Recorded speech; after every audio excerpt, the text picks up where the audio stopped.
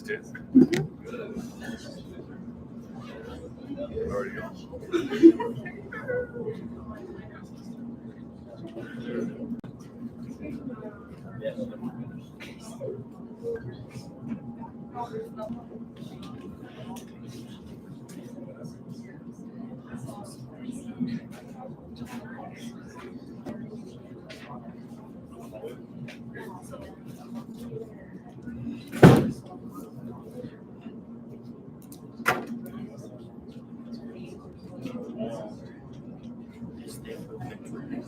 Which is quite a little bit after 3 minutes. So it's just like talking about All right. Well, you know what to do. Get up, say hi to 3 people you haven't talked to in a long time or ever. Introduce yourself. Some of you are new. Make sure you get around. Don't talk to your own teammates. Come on, RJ, get that body moving.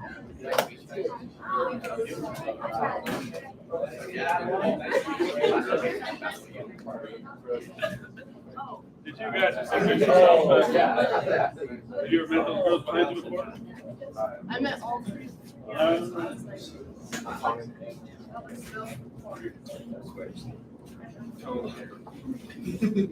Come on in, everybody. Say, hey, welcome back. Welcome back from the break. It's a good semester. It's the first this month and next month can kind of seem like a little bit of a grind for school.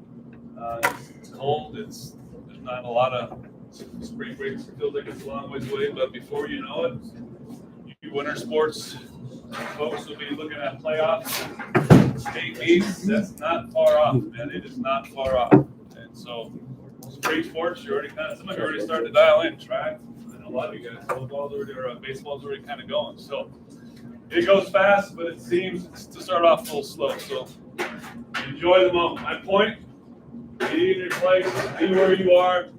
Enjoy that moment. Cheers. So anyway, last time with Josh here, you get to think. I think a lot of you are here, but there's quite a few new guys. Guys, grab chairs where you need them. Yeah, over there.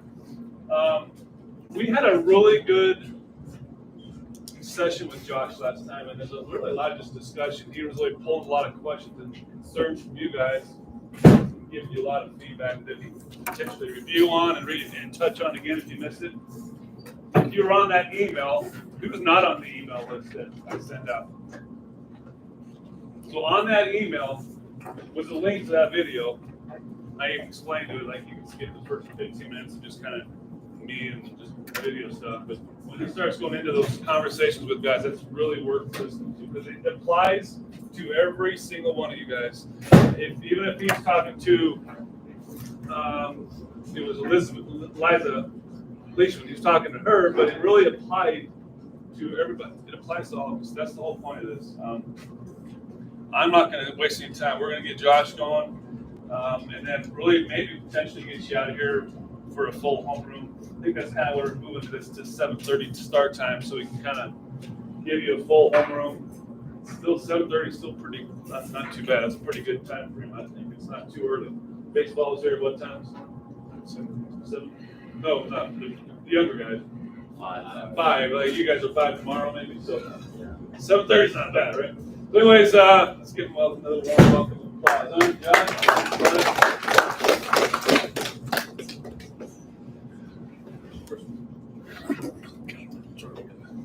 Well, first and foremost, like Coach Johnson said, welcome back. I hope y'all had a happy holiday, Merry Christmas, good New Year's. Spend time with family, kind of refresh yourselves for a new semester.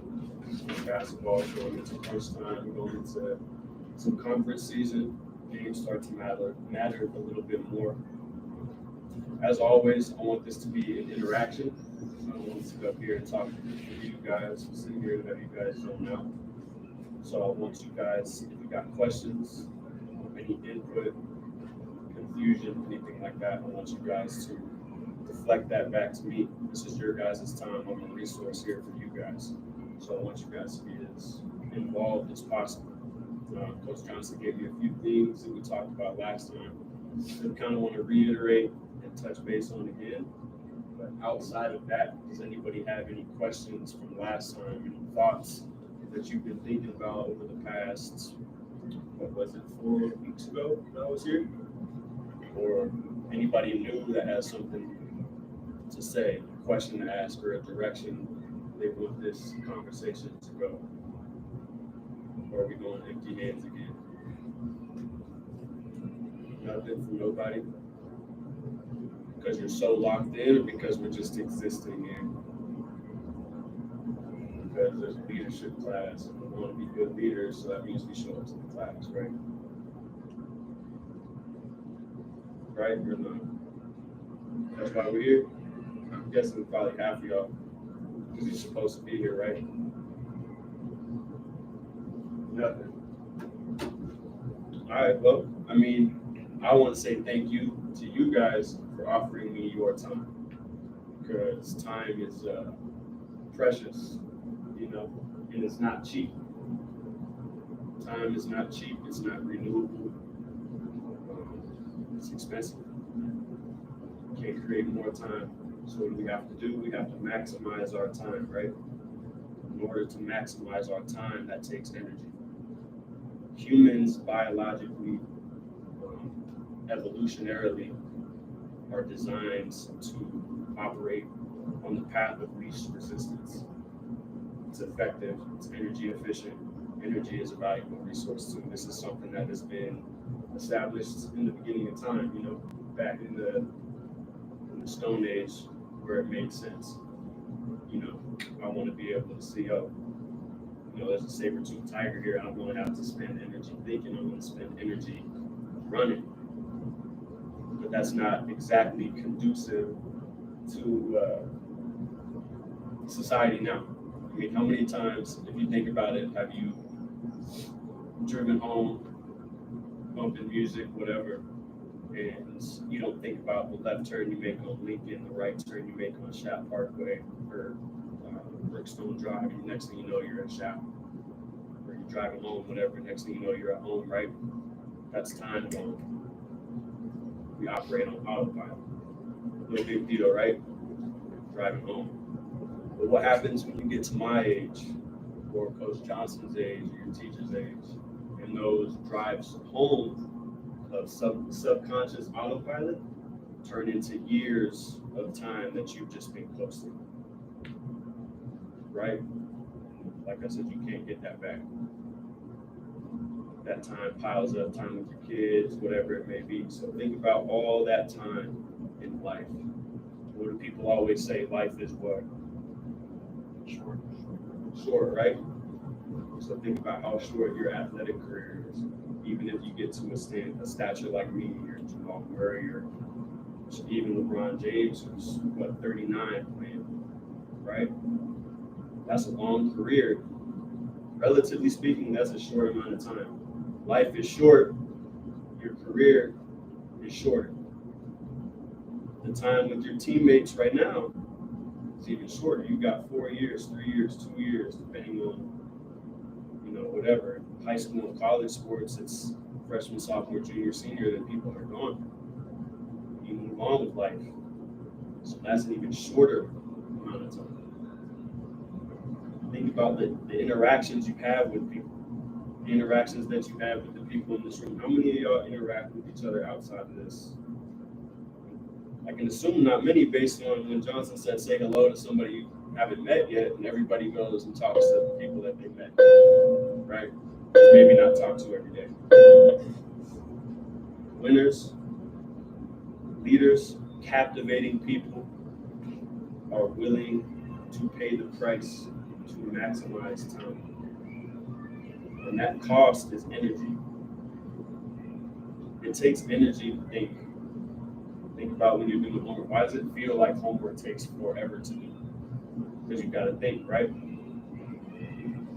Time costs energy. How willing are you to pay that cost? To maximize each moment, each rep, each interaction with people, each interaction with teammates, whatever you want to say. whatever moment that you are in, are you willing to pay the cost? Are you willing to be tired to maximize your time so that 30 years from now, you don't look back saying, damn, where did the time go? At least if you're intentional, time doesn't stop, but you can know where it went, you can know what you did with it. And the people that are at the top, the people that impact other people tremendously, the people that win championships, just maximize their time every day. Y'all are gonna probably get sick of me, you get sick of your teachers, you get sick of your coaches telling you the same things over and over again. And that's because the recipe for success is simple, but it's not easy. Does that make sense? The steps are easy, but it's hard to do. It's tiring to do. We have to expend the energy to be focused and present in every minute. So we want to tie this into what we talked about last week, which is a point Rob wanted me to touch on, is how we view failure. Is there any connection that y'all can draw between time, energy expended to think, view, and act, and failure? What's the tie? How we view failure, not just failure in itself, but how we view failure.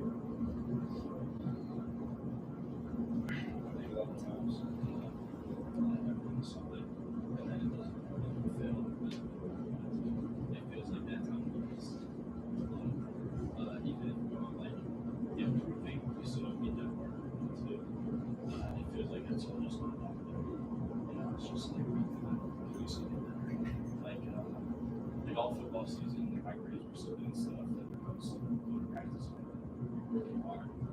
It felt like I should just be doing like kind of sense. So it's just kind of feels like it's just endless. Feels like wasted time. Failure feels like wasted time. Anything else?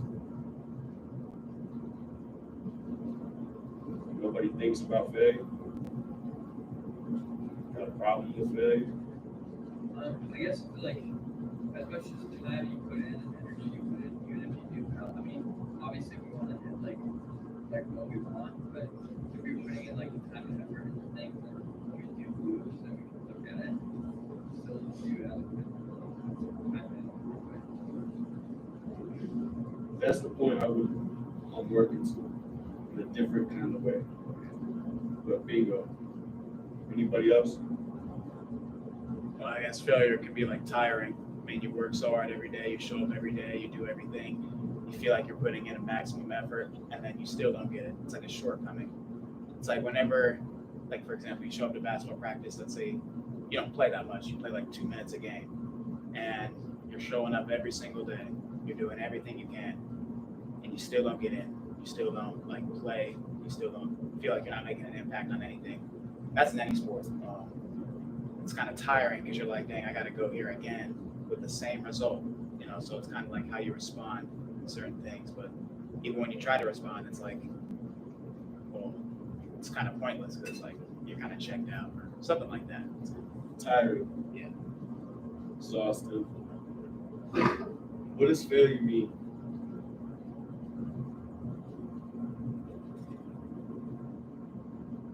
What does it mean to fail? Just to not reach your goal, to not get there. What does it mean to fail, Tom? Kind of like I feel like putting in all the work and then like not like Coach Ray was saying, like not reaching what you like wanted to, what your like goal was when you were putting in the work. So it's kind of like a step back. So you took all the steps forward and then you fail and you have to take a step back. Have to take a step back. Exhausting. Pointless, right? So talking about autopilot is when you can sing the words to your favorite song without thinking. You can get home without thinking.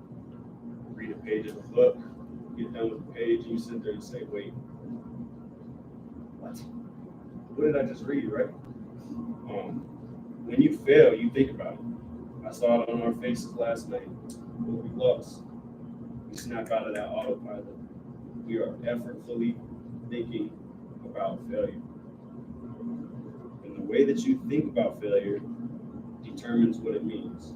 In other words, you get to decide what failure means. Spending energy on time to think about failure. All of these things are within your control. Think about yellow, how you spell yellow, favorite shade of yellow, objects that are yellow, right? What's something that's yellow? Like a raincoat, How you spell yellow? Y-E-L-O, What are you thinking about? yellow. So we can control our thoughts, right? We can decide how we think. So if we're going to spend our energy to get time or to use time to think about failure, why would you? Because that was effortful. Thinking about failure is effortful. Thinking I suck, we failed, why can't we didn't this, if he would just do this, whatever it may be. Whatever you're thinking about failure is within your control and it's effort. You have decided to think this. Why would you think something? Why would you spend your energy to think about a situation in a way that does not serve you? Does that make any sense? To think that failure is a waste of time, better spent to do something else that is just tiring, that you fell short. Would you go to a restaurant? How would you feel you went to a restaurant, nice restaurant, Del Frisco, Shanahan, something like that, Zuma, Nobu, right? You pay all this money, you get dressed up, you take your girl there, you take your boy there, whatever it may be. You pay for the food, they come out, they give you a raw steak, so you go back in there and cook it. Very weird, can I get a refill? Yeah, water's on the wall. They don't come clear your plate. You gotta go clear the plate yourself. Does that make any sense? You're gonna spend money on that restaurant. So why would you spend your money, your energy on thoughts that don't serve you as well? I'm paying money, I want it to serve you. It's kind of the point, right? So how can we change our thought process to view failure as a success, like you said? You gotta be intentional, you gotta spend energy, otherwise that autopilot's gonna kick in and determine that failure is failure and that you're unworthy and that it was a waste of time. Or we flip it. Every failure is a success. Why? There's an old wise man's tale. The basketball player, so I'll use it this way. A coach is watching a guy shoot. He goes 0 for 100. Coach comes up and says, "Hey man, I don't understand. Haven't you learned that you can't shoot?" The wise man says, "No, I've just learned 100 ways to not shoot a basketball." Right? So if we can flip the script, each failure, we can be present enough to spend our energy to think about failure as a success, in the sense that I just learned one combination that does not equal victory, that does not equal positive impact, that does not equal culture building, that does not equal leadership. But here's the thing with it, even if we do that one time, is it enough? No. Like you said, you come up, you show up every day, nothing changes, right? Nothing changes. That's life, man. That's gonna happen a lot in life. There's this concept called compound interest. Does anybody know what compound interest is? Or heard the question, would you rather have $1 million right now or a penny doubled every day for 3 months? Yeah, I'm not good at math, but if you take $1 million now, that's great. But if you take a penny doubled every day in 3 weeks, you're gonna have $3.5 million. So we fail. Can we be conscious enough? Can we spend energy, willingful energy, to have willingful thought that this failure gives me one combination that doesn't work? Come back the next day, maybe you succeed. Sick, now you know how to succeed. Come back and fail. Compound interest. Now you failed 25 times. You failed 2,500 times. I failed a million damn times. I'm gonna fail 100 more times today. Why do we train to failure? To improve, right? To train those muscles. So the only way that our brain is going to get trained to address failure appropriately is to fail. We can't be afraid to fail. We should embrace failure as an opportunity to discover how things do not work. Now I got 16 different combinations of attitude and actions and thoughts that don't work. It's probably a little bit more productive now, and I know what things do work. Does that make sense? In what way can you apply this to a situation that you're in now? Anybody? Because this takes practice. We might as well get some reps in right now. Y'all failed yesterday. RJ, Gavin, Brody, JB, Tommy, Carson, we failed yesterday, right? How are we looking at it? Clean it up the next day. Just stay on a positive mindset. And you can't let one loss just get to your head like that. Then anybody can get in your head if you just let something little like that happen. So you just gotta keep your team together. You just gotta make sure that everyone's on the same page and that everyone knows that they played a part and that we can clean it up today and that we can move forward instead of dwelling in the past. More specific, what does yesterday's loss mean? Anybody, it doesn't have to be a basketball game. Maybe you forgot to brush your teeth this morning, you forgot to do your homework, whatever. How are we going to flip that script? How are you talking to yourself? What are you thinking right now? How many of you are zoned out right now? I've heard this before, right? Don't be scared of failure. Everybody fails. Bounce back from failure. Blah blah blah. Whatever. Every time you win a point, it's just build up things and lose the match. But you said that because she was too big. Not playing themselves. Keep positive and stay in the game.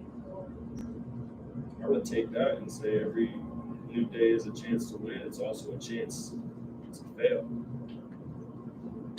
Right? Think about the untouchableness,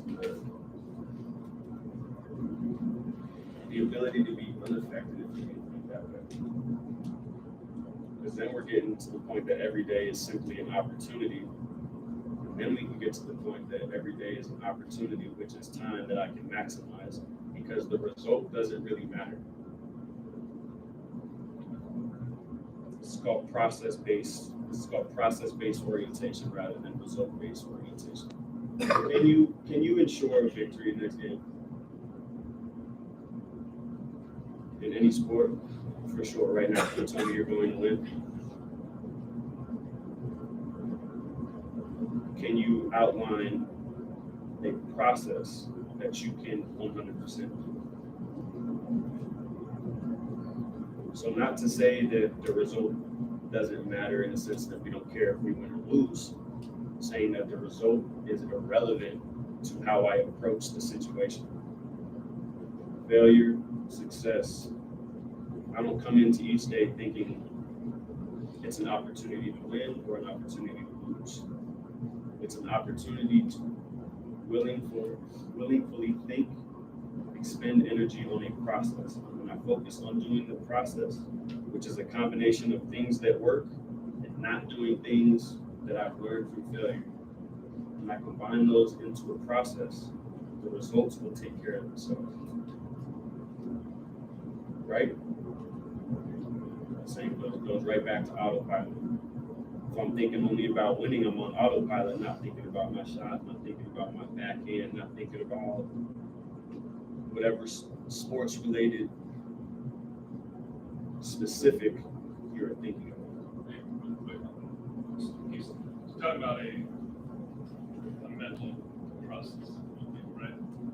So I want you guys to take about 2 minutes, grab a partner, and explain to them something you have failed on, maybe it's more specific to you. And then flip the script and say how it actually became now a positive thing. Well, if everyone in here, if you're in a group of 3 and you only have time for 2, at least you're listening to 2 of them, right? I want you to tell your partner what you have failed on recently. It could be specific sports, it could be a class, test, whatever. Flip the script and say, this is what I learned because of that failure, and then the other person goes. Go. Ladies first. I guess for like across, like you say, we had practice, and I hadn't practiced as well. I just kept jogging past, and I just kept going. Or not yelling, but just like talking about my coach.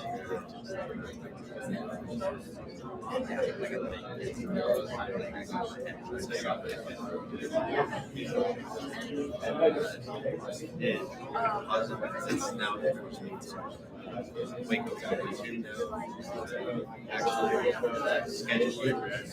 Like one of my favorites have that for sure.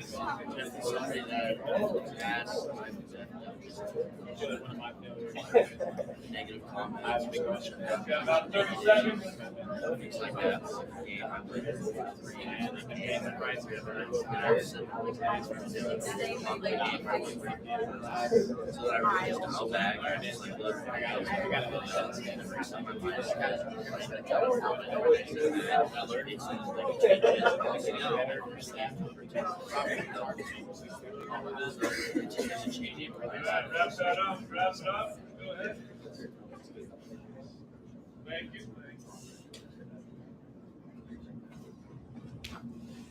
It's funny because Rob came up here and was, sorry for the interruption, but that makes so much sense. I wanted to apply it. And as I watched everybody react to what Coach Johnson said, it was immediately like, tell somebody a failure and how you're going to flip it. Without fail, every one of you is.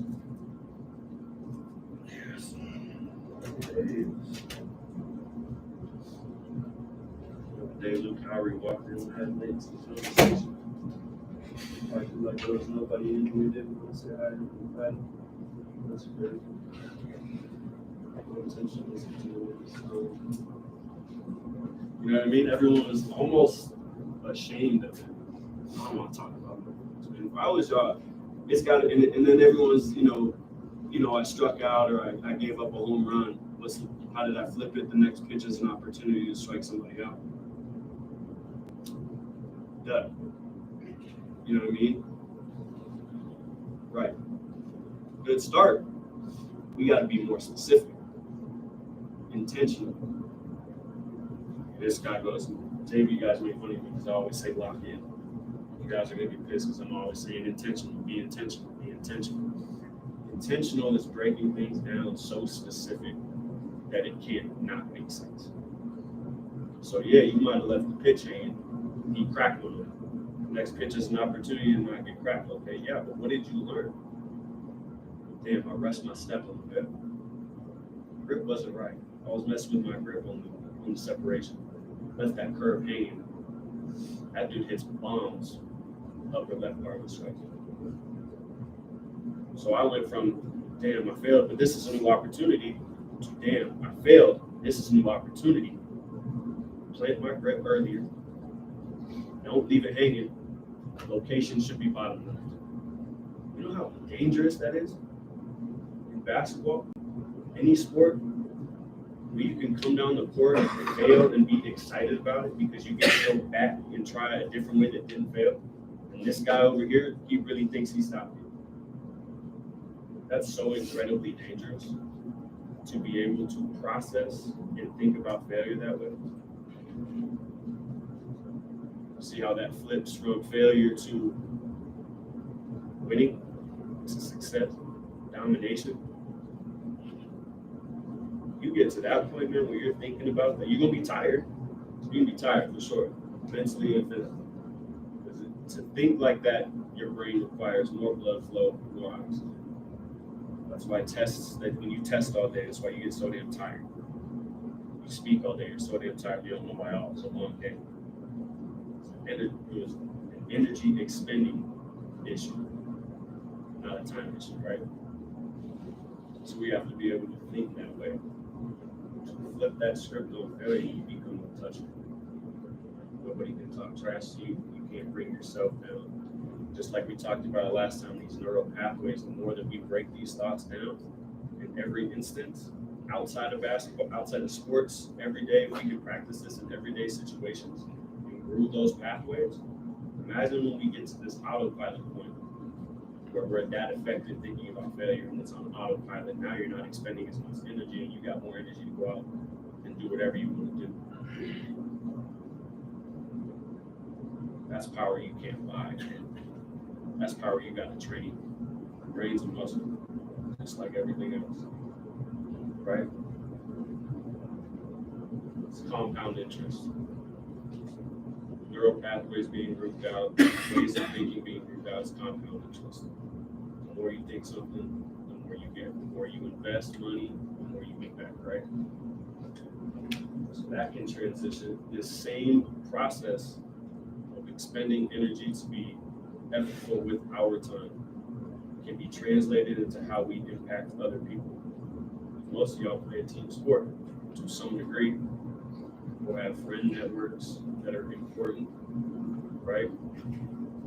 We spend energy to maximize our time. That's personal.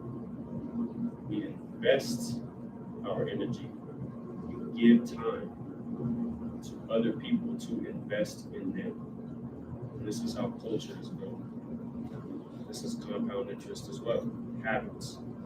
All the boring stuff that nobody wants to do that creates winning, creates championships, creates culture, creates just overall good people. How often are we intentional about every interaction we have with other people? Were you intentional when you met with people this morning? When we said meet somebody new, were you intentional just now when somebody else was telling you their failures? Were you listening? Were you investing in them? In this community that's in here, there's no reason this can't be a community to support each other. Basketball had a tough loss. Football, y'all had a tough season. Y'all should be right there telling them, hey, failure ain't final, right? Y'all listening to this just as much as they are. Or maybe they're not listening and they're messing around with failure as being final. What can you do to kind of relocate their mind and have them thinking about failure differently? How are you investing in other people? How can you invest in other people? What does that mean? Specifically. I'm giving y'all reps, man. I'm not just gonna sit here and tell you stuff and not make you use it. How can you invest in somebody from that point of view? Tell them your personal experiences about failure and see how they kind of relate to each other and just give them advice in that specific area, whatever it is, I guess. Yeah, you can exercise your thinking patterns while investing in other people. Go ahead, sorry. I also think that the showing of lots of work, I mean, I'm not saying there's specific faults, but there are some things that we have to like, if we're showing each other that we have more responsibilities and things, you know, they're more excited or it's easier to vouch that failures are What is that called? Support. Okay. Broader. Motivation. Combine them all. What wins championships? It starts with the C. Culture. Wow. Culture. That's how culture is from a school-wide setting to a team setting to a personal setting. What is your culture? Which goes back to how we think about our failures, how we think about everything. Well, failures specific, because we talked about that last time, and it was a touching point we want to hit on. What is your culture, your non-negotiables for us with my brother as the coach? What are your non-negotiables? And you broaden it to how you use those non-negotiables to invest in your teammates. If I'm investing in you, you fail, you're down in the dumps. I come to you and say, hey man, how can we flip this? Let's talk through how we can flip this script. How can we flip the script from yesterday? What can we do? What did he do that he's killing himself about today? What did he do yesterday in the game that's killing him today? That you can say, hey, look, bro, let's just change how we think about it. I'm not saying what you did was good. Keep doing it. No, how can we flip it? He invests in him. You uplift him. You feel good about yourself. When you do something, when you invest in somebody else, do you feel good about yourself? That's not conceited. That's not selfish. That's natural. You should feel good about yourself for uplifting somebody. So now my spirits are up. Trey's spirits are up. He's more liable to invest in Carson. Now they're working it out. Brody's like, what are they talking about over there? Now he's kind of tuned in. That's how culture is moving. Guess what? That compounds. I'm feeling good. I lift him up. I feel better about myself. He feels better about himself. He's going to go help somebody, which makes him feel better about himself, makes them feel better about the situation, and now everybody's invested. I'm not saying we go around saying, hey, good job, dude. Sick. There's an accountability piece to it that needs to be applied in the way we think through failure. To be sure, someone's got to change.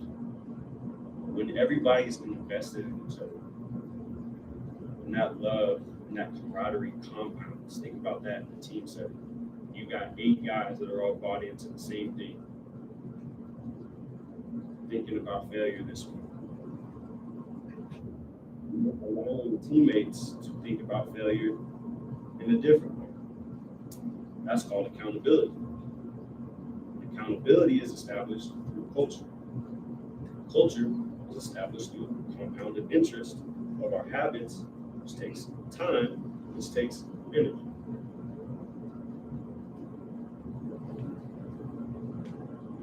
How would you apply this to individual sports? Because I know it's easier to get like my flag football team to listen and like flip it, but sometimes with like swimming, the girls kind of just like beat themselves up. You the only swimmer? Organist. You two the only swimmers on the team? You're competing individually. Right? Who do you have in your corner? It doesn't have to be an athlete to talk. Sometimes talking to non-athletes is the best way to find effective processing of failure about athletic events because they bring a perspective that's different. To that point, though, there are techniques that you can use to self-talk, to self-affirm. There's a process called SIT, stress inoculation technique. It's really redundant, pretty embarrassing if you're going to do it in front of people. But what's the price you're willing to pay? And basically, SIT is a combination of breathing, mindfulness, and verbal self-affirmation. Because your brain listens to what it hears. It's part of our autopilot. We don't want to have to spend time choosing what to listen to. So our brain listens to everything. Even, your coach say in one ear, out the other ear. Brain's too powerful. You've heard the thing, humans only use 17% of their brain.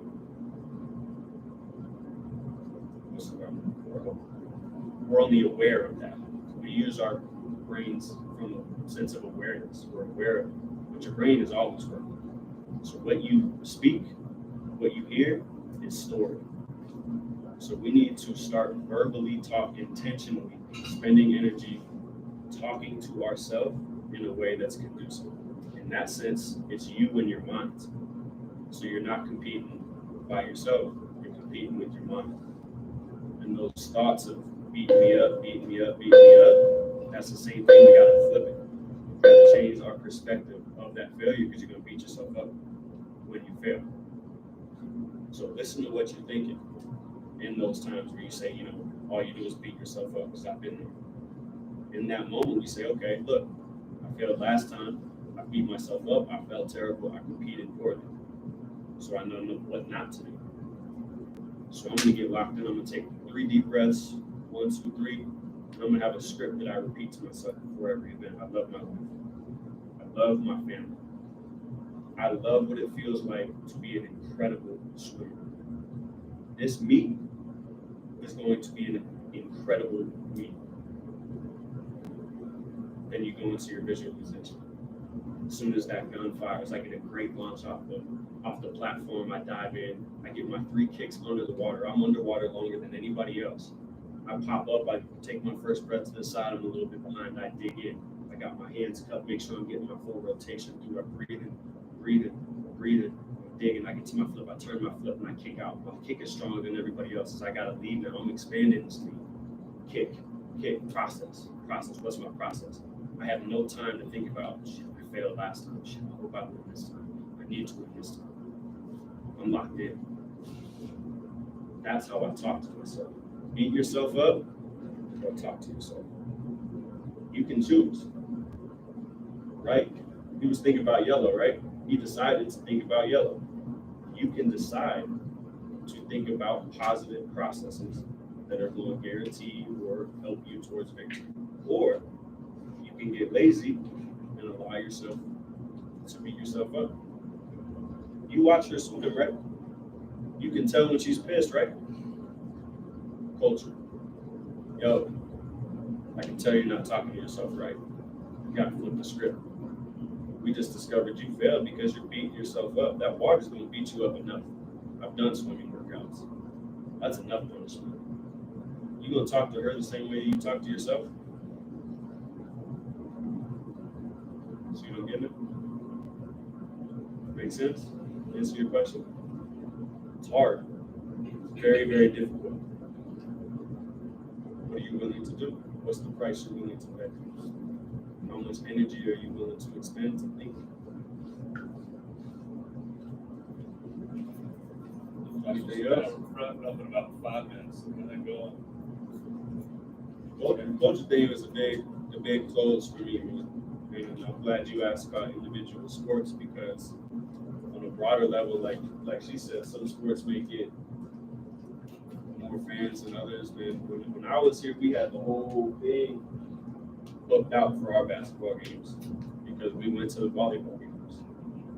The soccer girls showed up to the volleyball games because the volleyball girls went to the soccer games, and so on and so on. It was a culture, it was a school-wide culture because we invested in everybody else. Accidentally at the time, just we were just social, but culture can be macro, culture can be micro. It's all built the same way, by doing the same stuff and thinking the same way. It's annoying, it's redundant. You've heard your parents say it, you listen to them, you heard your teacher say it, listen to them, now you're hearing me say it. It's like, until that autopilot turns off and you're 30 years old and you're like, damn, I really have been complicating this whole thing. Any questions for me? Ideas, input, thoughts? Nada. Think about it, yo. Take time to think about this today. Write some thoughts out. Put them in your notes on your phone. You're on your phone anyways. Why not process one failure today? Why not talk with one failure with somebody else today? Not even a failure, just a thought. Maybe you had a good thought process. Maybe you sitting alone in class and you processed a failure that you've been thinking about since last night. Tough game. Tell somebody. Hey man, I'm fired up. I know one thing I can do today in practice that's the opposite of failure. Be surprised what you get back. That's 2 things. That'll take you 5 minutes, man. It's not a lot of time. Good morning, SHAP staff and students. At this time, we need all the teachers to release all juniors to the theater for their mandatory junior class conference. Juniors, please leave your backpacks in your homeroom and please bring your cell phones only to access information. Again, this meeting is for all juniors to please go to the theater, leave your backpacks in your homeroom, and only need to bring your cell phone. Thank you and have a good day. Straight from administration. It's just like let you go in here, but be really intentional about some of those little things that you talked about. You gotta put that in your phone now. Don't forget. He had the guard. We were talking about this the other day. I think, what's one of the hardest guys you ever had a guard? Is that Luka Doncic? You guys know Luka Doncic? Tough guard, man. What'd you learn from that player? That he was better at 18 than I was at 25. He's a big man. He's a big man. But yeah, hey, thanks so much for coming, guys. He's a resource. He's here. He's in the building after school every day. Stop, grab, take, what about this? Something just popped up in practice of the day. This last game that's happened. What can we do to adjust? Get your coaches. He's around. He's going to be leaving to play pro ball again next year. He won't be around. Grab, hey, come talk to our team one day. Come talk to our maybe some specific group, our defensive backs, or whatever it is. Grab. He's here. He's for your disposal. Round of applause. Thanks, guys. And have a good day. Thanks, guys, for your turnout. Good job. Good job. Thank you. We'll get to work soon. Thank you, Mr. Johnson. Thanks, guys. Good luck, guys. Thank you. No, thank you.